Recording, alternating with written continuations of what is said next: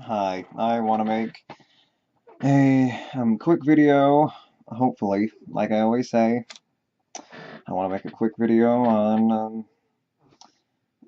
it's this basic same idea, but it's more like in the opposite direction. You can only show your affection.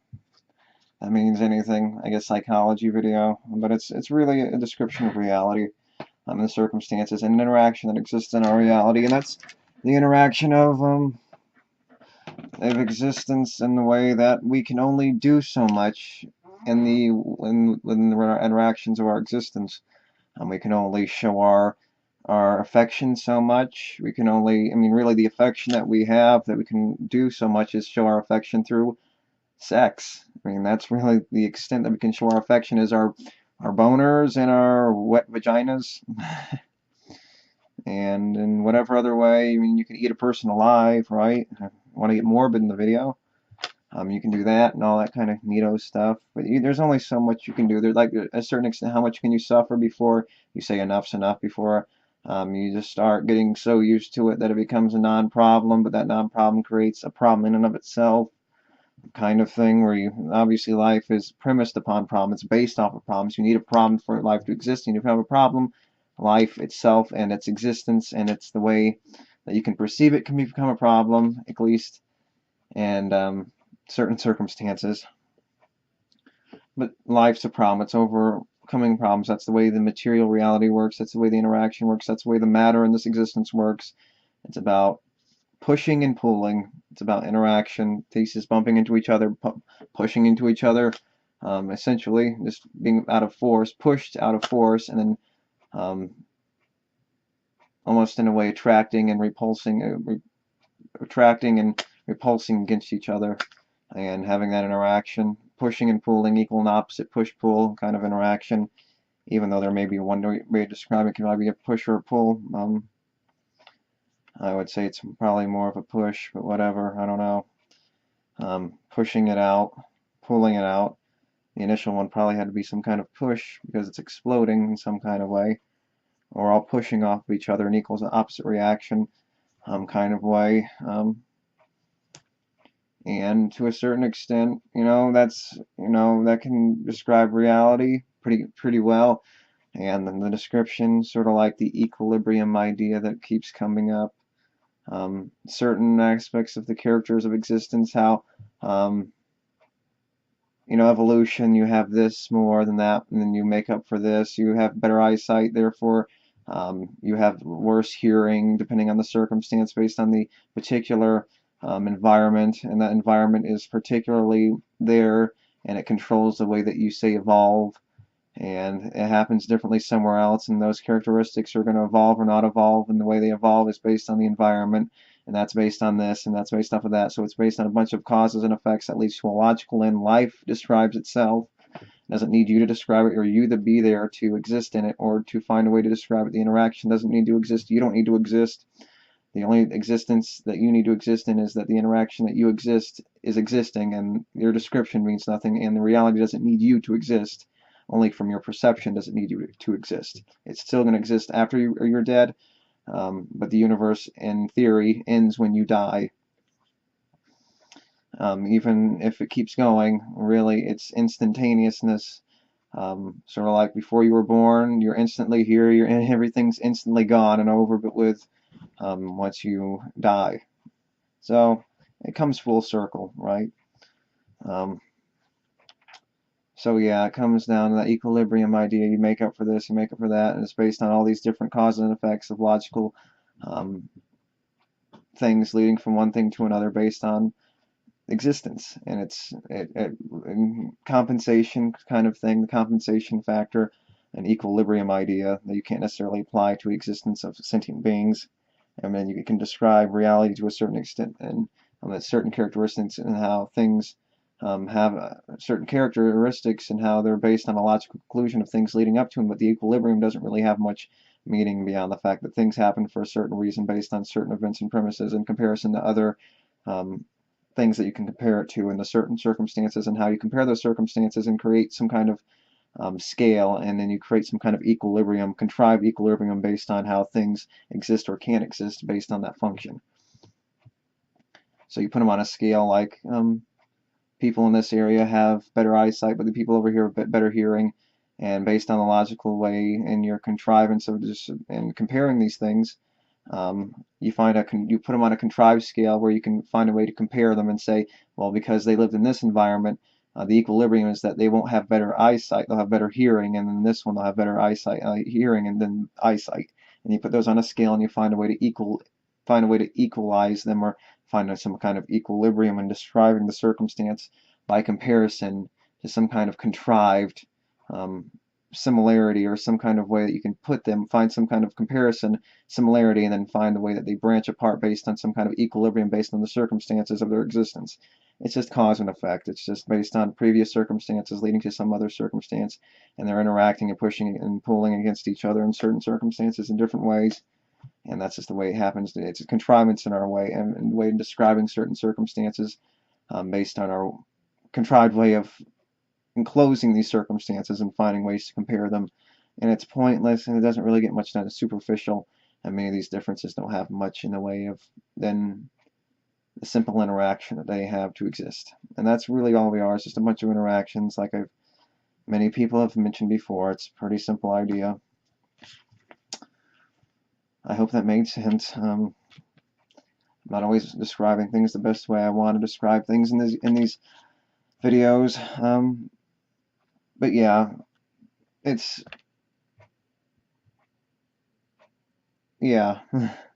there's going to be certain circumstances, and since there's so many other circumstances, it's sort of like contriving cause and effect, contriving some kind of equilibrium based on some closed circumstance. More people are here, meaning that there's going to be less people over there.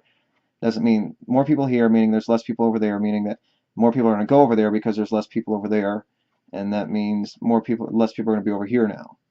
But then, it might equal out so that, there's two cars on this lane, so therefore there's only one car in this lane, therefore equalizing, you want to be in this car in this lane because, you don't want to be behind the third car, you want to be the second car in this lane. And that person might be slow, so you'll go in this far on this lane. So you just create, now it becomes a speed is the contrivance for which you create the equilibrium, because that car is going too slow. Now the equilibrium you go on this side is based on the speed, so you want to go faster, or it's the contrivance of the amount of cars, and that becomes a contrivance based on some contrivance of making those distinctions, like cause and effect, enclosing some kind of cause and effect, saying this is the cause, me touching my hand causes an effect, but thinking caused my finger to move, causing the effect. Enclosing my finger touching my hand is enclosed little cause and effect little thing that I've created, as opposed to recognizing that it's just a bunch of interaction leading from one thing to another, and that's the interaction that exists, as opposed to anything like as opposed to accounting for everything that exists, the initial cause and the end effect, which really matters. We're in the middle of the jump right now, and we're just doing whatever we can. It doesn't matter what we do as long as we know we're landing, and that's all that matters. We jump, we land. It doesn't matter what we do in the meantime. We're going to land, and we're going to land a certain way regardless, if that makes any sense. Sort of like the equilibrium of contriving, like cause and effect, like I mentioned, contriving a cause and effect in a closed area. I begin the cause is my finger touching my hand.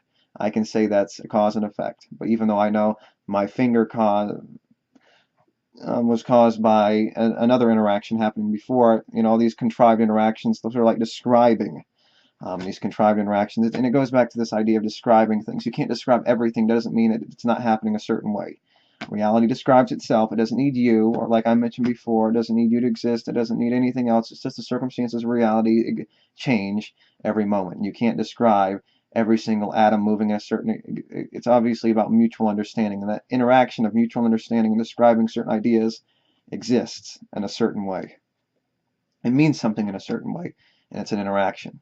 And this interaction exists mutually between having a language to describe certain circumstances. And that means something to a certain extent. And there's only so much we can do to describe certain circumstances. I can only do so much to, because me describing a circumstance doesn't mean much. It's just about making the other person understand, and that's about it's like the distinction between value and the existence of the universe beyond our value. Because obviously our logical way of thinking only leads to conclusions to make it better for us to live, because our value is based on the logic of reality, but the reality and our value are making our value mean something, or bettering our value, or bettering our state of value, our state of being, is distinct from the reality that exists outside of us, even though we're part of the reality. The distinction is we're trying to make better for this value thing, machine, as opposed to making better necessarily for understanding the existence of reality beyond this value thing. That's a distinction we made between value and the existence in sort of like the contrivances that we make between the contrivances that we make between cause and effect, the interactions that we do to describe certain things. We can only do so much to describe certain circumstances in reality. The circumstances in reality can only be described in so many ways, but my description is just another interaction causing other things, other pieces to move in a certain way. All of a sudden I speak, sound waves happen, existence is happening a certain way now, as opposed to what I was describing earlier. I can just describe these things moving in a certain way for a mutual understanding, for me to describe it, or at least for me to understand and reciprocate it back to myself so I can understand, remember for later, or describe it to someone else and mutually understand to a certain point, to describing the existence or the nature of the existence of a certain aspect or character of reality. And that's all we can do. We can't describe everything as best we can. So like we can't describe every little photon moving, every little atom moving, like we can't describe the infinite number of possibilities, almost seemingly infinite number of possibilities in describing something. They exist. The descriptions there exist, the interactions exist, and that's why reality describes itself, and it's almost pointless because the interaction is going to keep going until it ends, and we can only do so much to describe the reality because we're always 10 trillion steps behind in describing every single circumstance and every single thing. And even though it's more than 10 trillion, we're so many steps behind. We're going with moving forward, describing the circumstances. But since we're just now describing the circumstances, there's so many circumstances in the past that we want to describe. And so many circumstances that we missed describing in the past. We're always 8 trillion years behind, and there's only so much we can do. We can't. It's already lost to the past, as opposed to being infinite. There's no infinite one. It's not that it's too much. There's too much happening. It's that we can't describe what's already happened. We can only describe it to a certain extent based on our mutual understandings, and we can only do so much to describe what's happening now. And we can't describe everything that's happening now other than seeing and experiencing reality as it is and understanding it mutually between me and someone else, or describing ideas, and that itself creates another distinction, another thing to describe. And since we can't describe it all, doesn't mean it's not existing, because reality describes itself. It describes itself, and there's not much else we can do. It describes itself, and we're existing in it. Therefore, it's describing itself, and we're existing in it. Therefore, we're understanding it. We're seeing it. We understand cause and effect to a certain extent. We all know it's deterministic, even though we don't make those logical connections. Deterministic things are going to happen a certain way in cause and effect and interaction, and that's all it is, cause and effect interaction based on an initial cause leading to an inevitable end. There's only so much we can do and describe the circumstance. We all understand it, we're all experiencing it, and we're only being fooled by our own ignorance, our own confusion of understanding the reality. All these contrived ideas confusing in our head. We can understand it, we can experience life, we can see life, and it's very simple, and we're not letting other things get in the way. Even language to a certain extent can get in the way, and understanding purely what life means, because certain things like language can get in the way, and something I want to mention in another video, how language and things like that can get in the way of your understanding of reality, because it's just another roadblock to just observing reality and seeing it for what it is, as opposed to letting your biases or things like words or descriptions become roadblocks for your understanding of reality, and that's exactly what we're doing. So we can't describe it. It's not infinite. It's all happening. There's a finite number as far as we can logically tell, but that doesn't mean it's not that there's infinite. It's that we can't describe what's happening in the past. We can't describe everything that's happening now. We can only see it, experience it, and to a certain extent. And we're moving forward when we can only describe so much. Moving forward, we can't describe everything now. We can't describe what's in the past. We can only describe going forward and a certain thing, a small number of things, and that means everything's lost in the past and almost everything's lost present moving forward. It's not that it's infinite, it's just that it's already lost. It's already happened. And just because we can't describe every little thing moving in a certain way, every little, little description, adjective, adverb, everything, that's just another contrivance. Our description means nothing. It exists in and of itself. And my description is just another interaction that means nothing beyond just another interaction that happens. The description doesn't mean anything beyond me trying to get the point across to someone else.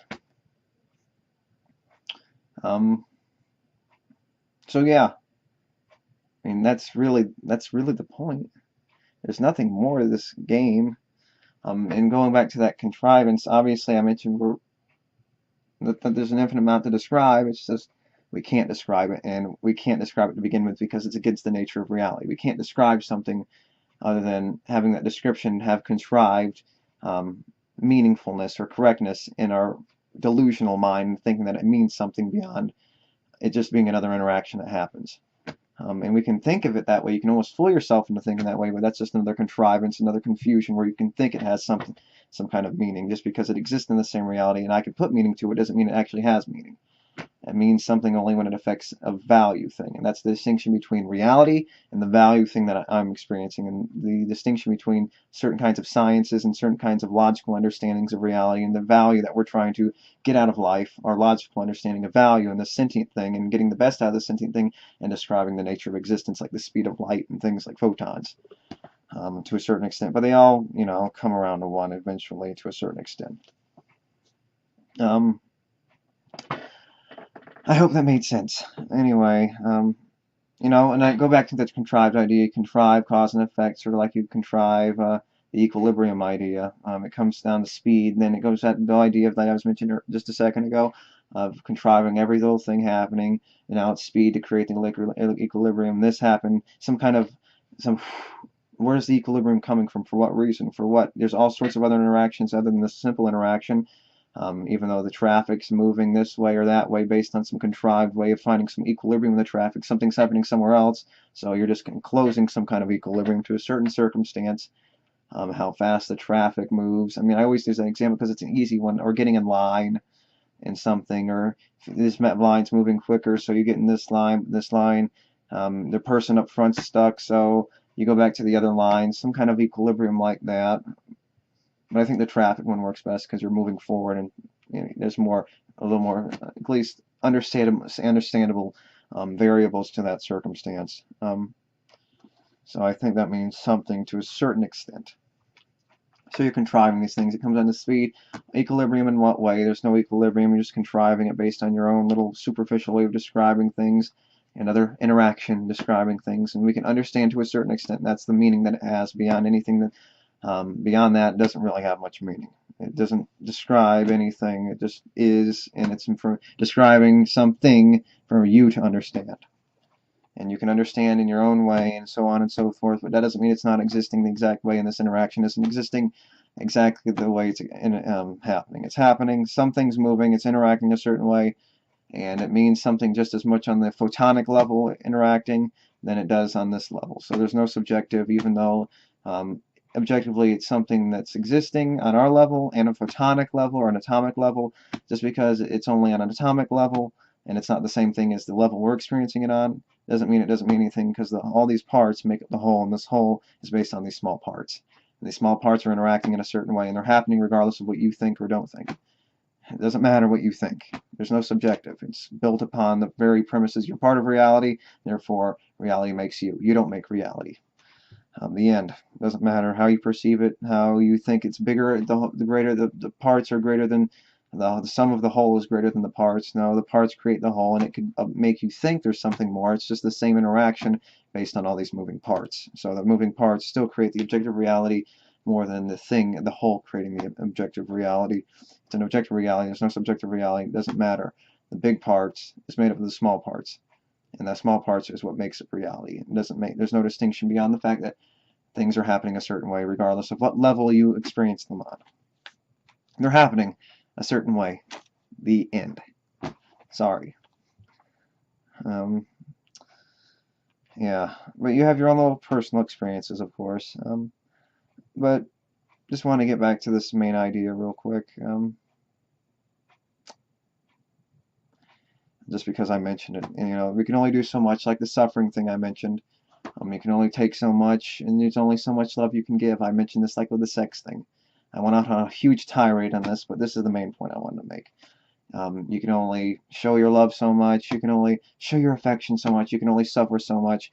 There's only so much you can do. There's a limit to all these things. There's a limit to in reality. You think that you're part of some infinite thing that can happen any number of infinite ways. Yes, things are going to happen a certain way, and that's an illusion. That's a delusion, more than an illusion. It's a delusion.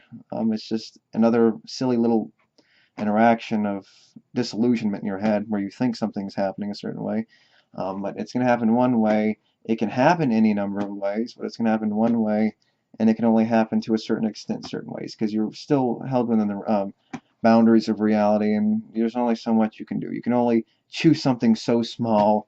You can only make something so big. You can only do something so much, and then the boundaries of reality present themselves, and that's it. You can only fit something so big into a hole so small before the hole snaps in some kind of way. You can only do so much. And that happens to every aspect of reality, regardless of the fact that we can describe them or we can't. Your psychology doesn't mean much. There's a finite number of things happening in there, interacting. Obviously, the loss of the past, and we're moving forward, and that's all that matters. The past means something, but only when it has value.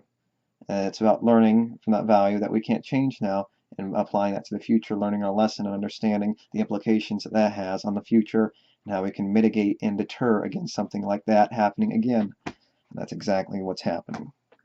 So that's the main point. You can only do so much. You can only fit so much of a round, a square peg into a round hole. It has to be a smaller square peg so you can fit it to a round hole. If it's the same size, generally speaking, you're not going to be able to fit it in. Unless you force it in, but you break the circle, and therefore you break the experiment. And the experiment doesn't exist any other way. You can break it all you want, but the experiment's still there to exist and to control the mechanism. So once you break it, you've broken it logically. You can't break the experiment itself. You can only break it logically using your brain and your perception and your projections. That's it. I don't want to make this too long, so thank you, and until next time, bye.